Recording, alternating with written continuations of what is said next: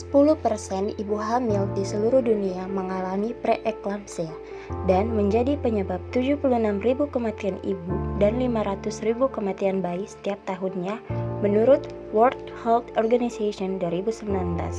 Preeklamsia menjadi faktor penyebab ketiga terbesar angka kematian ibu di dunia setelah perdarahan dan infeksi. Preeklamsia sendiri dapat berpengaruh pada janin sehingga memerlukan perhatian khusus dari tenaga kesehatan. Pengertian preeklamsi adalah hipertensi yang timbul setelah 20 minggu kehamilan disertai dengan proteinuria menurut Sitomorang 2016. Preeklamsia terbagi menjadi dua jenis, yaitu preeklamsia ringan dan preeklamsia berat. Preeklamsia ringan adalah timbulnya tekanan darah tinggi 140 per 100 mmHg disertai protein urin dan edema atau bengkak.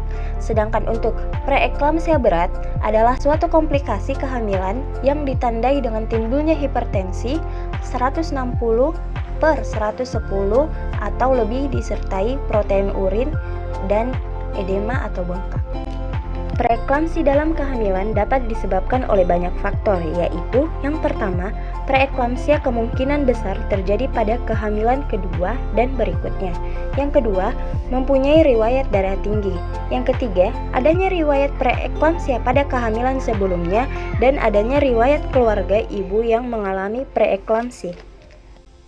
Untuk tanda dan gejala preeklamsi pada kehamilan, ditandai dengan kenaikan berat badan diikuti dengan edema atau bengkak pada kaki atau tangan, kenaikan tekanan darah tinggi, dan terakhir terjadi proteinuria menurut Saraswati 2020. Teruntuk gejalanya sendiri, biasanya timbul sakit kepala hebat, sakit di ulu hati, serta gangguan penglihatan. Gangguan ini disebabkan oleh penyempitan pembuluh darah dan edema atau bengkak menurut Wibowo 2015. Pencegahan preeklamsia terbagi menjadi dua, ada pencegahan primer dan pencegahan sekunder. Untuk pencegahan primer, perlu dilakukan screening risiko terjadinya preeklamsia untuk setiap wanita hamil sejak awal kehamilannya, yang bertujuan untuk menghindari atau mengkontrol penyebab dari preeklamsia itu sendiri. Untuk pencegahan sekunder, kita perlu melakukan istirahat. Yang kedua, restriksi garam atau pembatasan garam untuk mencegah preeklamsia. Yang ketiga, aspirin dosis rendah. Penggunaan aspirin dosis rendah direkomendasikan untuk prevensi preeklamsia pada wanita dengan risiko tinggi.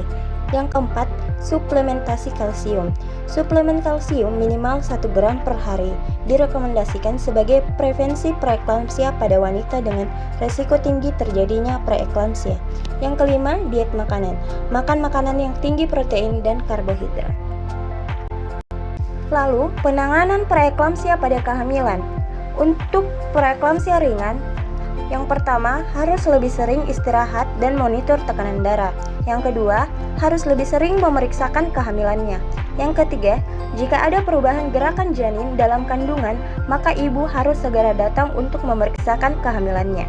Tata laksana pada preeklamsia berat perlu bantuan dari tim medis yang profesional. Nah, sekarang kan ibu-ibu sudah tahu apa itu preeklamsi.